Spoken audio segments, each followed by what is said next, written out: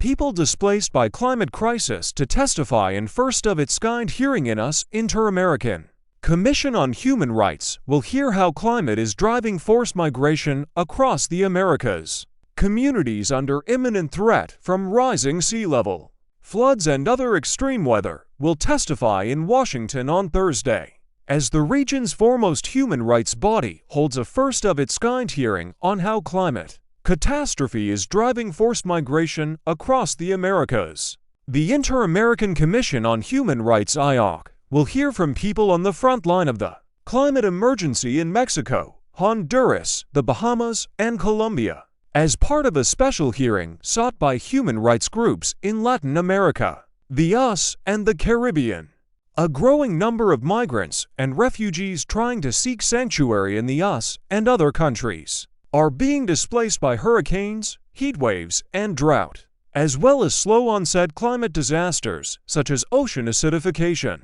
coastal erosion, and desertification. The witnesses will include Higinio Alberto Ramirez from Honduras, who last year suffered life-altering injuries when a fire razed a detention center in Ciudad Juarez, Mexico, killing 43 migrants from Latin America. Ramirez is from Sideco, a coastal fishing town that is disappearing under rising sea levels, and was trying to reach the US to pay off family debts after tidal waves destroyed the shrimp nursery where he and his father worked. The case of the Ramirez family is a tragic reminder that forced migration is not an issue for the future. Sea levels have been rising due to climate change for decades. States and humanitarian systems must catch up and ensure that protections are in place, said Gretchen Kuhner, director of the Mexico-based Institute for Women in Migration (IMUMI), one of the groups which requested the hearing.